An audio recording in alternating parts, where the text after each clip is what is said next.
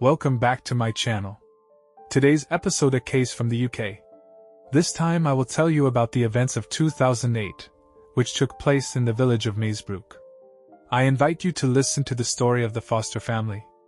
In 2008, in the village of Maesbrook located in east of England, the Foster family of 3 lived in a beautiful house.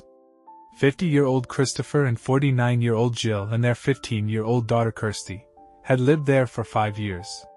When one day Jill saw a picture of the property in one of the newspapers, where there was an ad for the sale of the property, she immediately knew that this was the house she wanted to live in. The house she had always dreamed of. It featured 6 bedrooms, and most importantly, it was surrounded by 16 acres of land. 2 days after she saw the ad, Christopher bought the property, as he liked to point out, for cash. And it must be said that it wasn't cheap, as it cost more than £1 million. Who was Christopher Foster, that he could afford such an expense? He was born in 1958, and did not come from a rich family. His father sold mattresses, and Christopher worked as an electrician after finishing school. Later, he took various jobs, all of which, in his mind, were too ordinary, and he always knew he wanted something more from life. He always dreamed of owning a huge house, with several cars parked in the garage. The most expensive ones, of course. In 1987, he married Jill, and shortly thereafter opened his own company, all the time hoping for a better future. At the time, he didn't expect it to happen so soon. His life changed the day he saw the Piper Alpha oil platform on fire, located in the North Sea. In July 1988, an explosion occurred there, which resulted in the deaths of 165 people who worked there, as well as 2 members of the rescue team. Christopher came to the conclusion at the time that if this platform had been protected better from the fire, perhaps such a tragedy would not have occurred. Therefore, he invented a new chemical formula for an insulating material that could be used in the oil industry. When everything was ready, he presented it to the right people. However, no one was going to invest blindly. They wanted proof. They wanted to see if his new invention was as good as he praised it. Conducting such a test was quite expensive, so Christopher took out a loan from a bank against the property of his house at the time, and proved to everyone that he was not wrong. The insulation he created was incomparably better than those that had been used before. While other insulation was already going up in flames, Ulva Shield, a new product invented by Christopher, continued to create safe protection. Companies immediately began placing orders for the product, and Christopher Foster began making more and more money. Much more than he was earning before. His earnings increased from £50,000 a year to £1 million. However, he had no problem with what to do with that amount of cash. He liked to spend money. He dealt with people who were quite wealthy. He knew he had to start dressing like them. He needed to invest in better clothes and, of course, a car. When his new invention began to make more and more money, Christopher and Jill moved to a larger newly built house. In 1993, their daughter Kirsty was born. She was the apple of Daddy's eye, and he was not going to save money on her. Christopher spent plenty of it all the time, spoiling his family and himself. They often went on foreign vacations, mostly to Mauritius, which they loved, always choosing first-class flights and the most expensive hotels. Usually such vacations cost them around £20,000. Christopher also frequently changed cars. He owned a Porsche, a Ferrari, a Bentley, an Aston Martin and many other expensive cars that kept showing up in his garage. He couldn't resist buying them. When, in 2003, Jill noticed an ad in the local newspaper, which said that the Osbaston estate, located in Maesbrook, was for sale, she had no doubts. This is the house they would live in. In addition to being impressively large, it was surrounded by a large grounds, so they would have somewhere to keep the horses that their daughter loved. They spent more than £1 million to buy the house, but in addition they still had to spend £50,000 for landscaping the area around the house and £200,000 for furnishing it. It cost them a lot, but beautiful antique furniture appeared in the house. In the garage, meanwhile, more cars began to appear. Chris had always dreamed of having several of them. Now he had plenty of garage space, so he could accommodate as many of them as he wanted.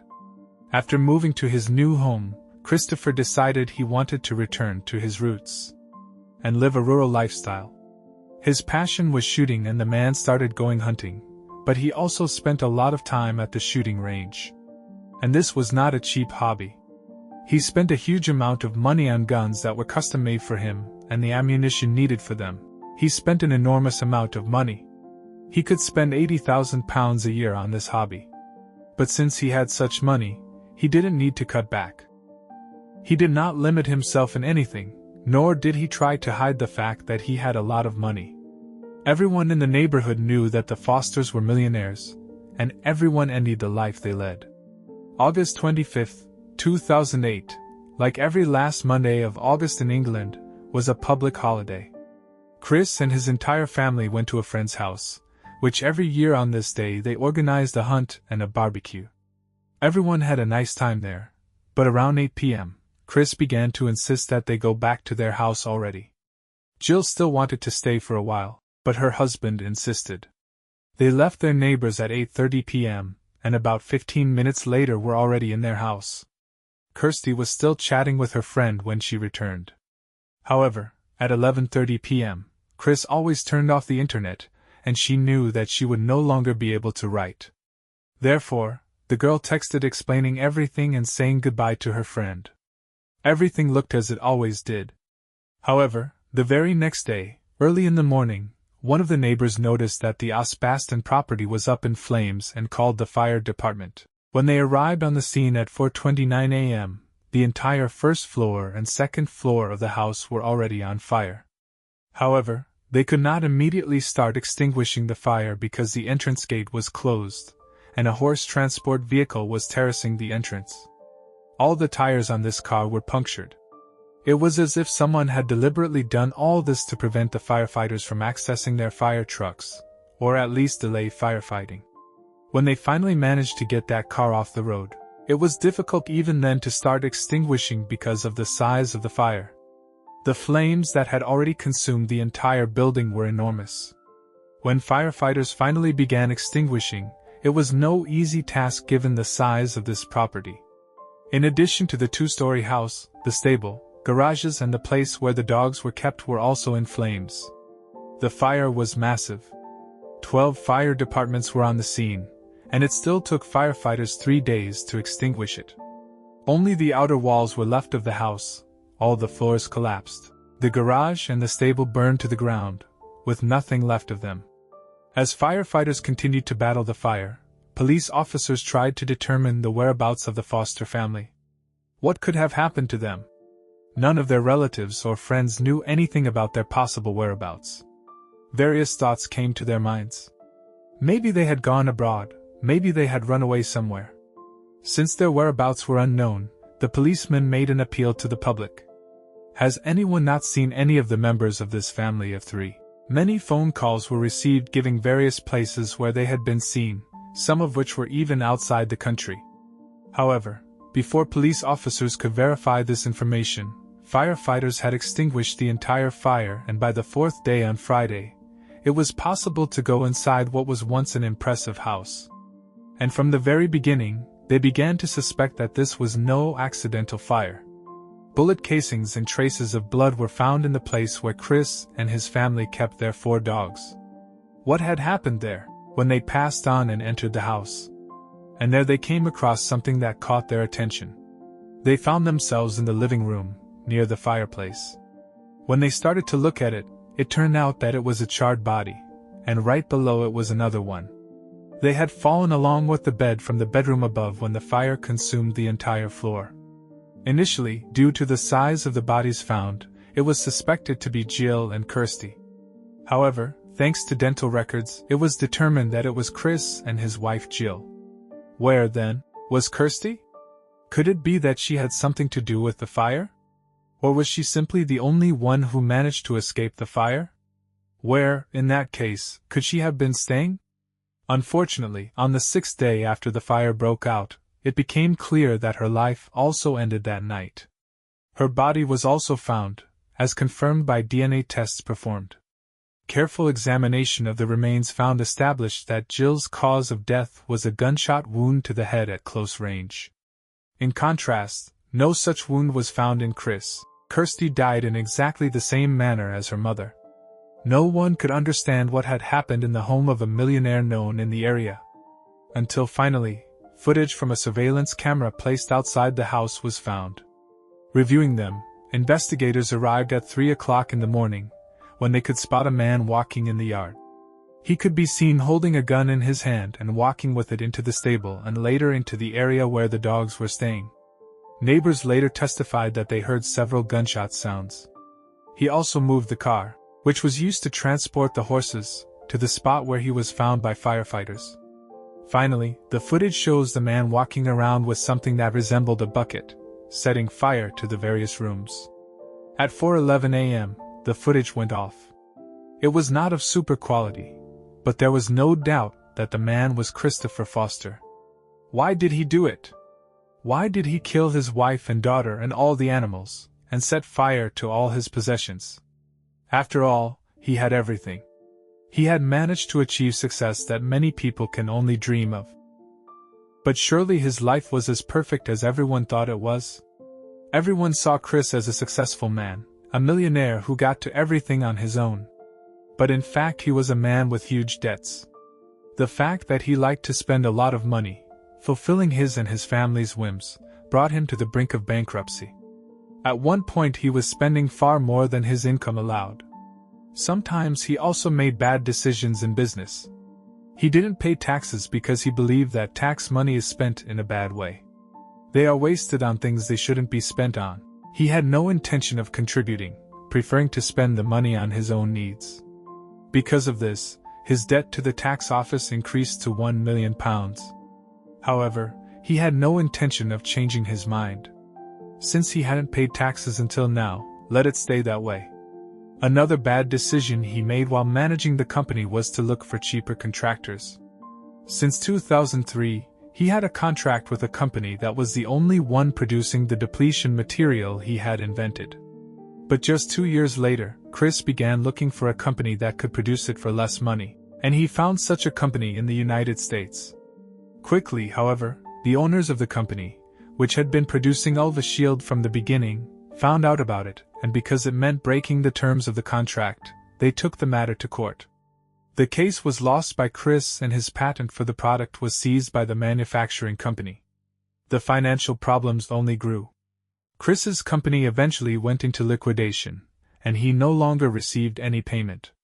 He no longer had control over his company, and being able to control everything was something he had always wanted. By the time he made the decision to end his and his family's lives, he was over £4 million in debt. Almost every single one of his 20 bank accounts he owned was in debt, one for as much as £300,000. The whole situation must have been unbearable for Christopher. He was a man who always, no matter what was going on, had to win. He always had to be first, he was never interested in second place, and here he was suddenly threatened with bankruptcy. He hated failure and lack of control. Everything in his life had to be the way he wanted it to be. Once it even happened that his daughter had a dog that he couldn't handle. This dog caused damage not only around the foster home, but also to the neighbors. And Chris couldn't control it, so he decided to handle it all differently.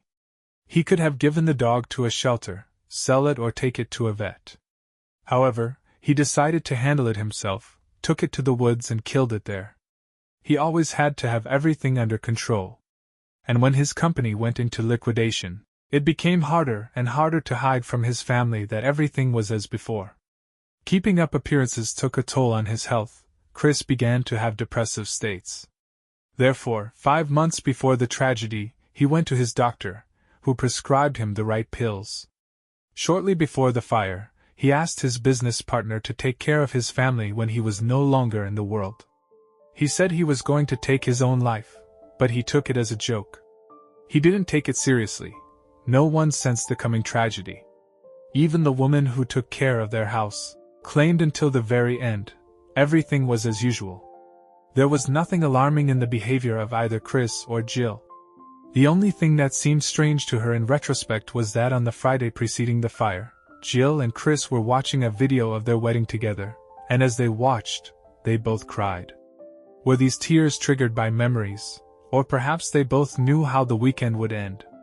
This is one of many questions that will never be answered. It seems, however, that Jill may not have known about anything, certainly not about her husband's financial problems. He was not in a position to tell her about it. Christopher, on the other hand, certainly knew that his life would soon come to an end. That same Friday, he visited a site on the internet dedicated to taking one's own life. However, was he already planning at that time to also kill Jill and his own daughter? It's unclear what made him decide to take their lives. Fortunately, he did it while they were asleep. Later, he set fire to all the buildings and returned home, where he lay down next to his wife, and waited for the flames to appear in their bedroom.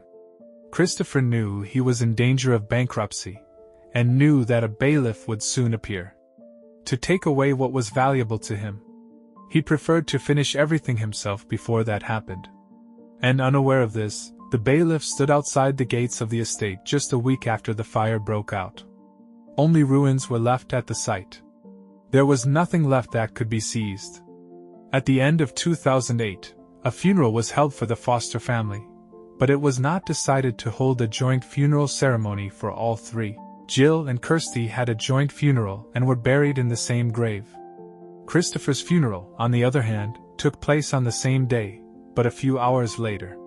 He was buried in a separate grave, however, located right next to the grave of his wife and daughter.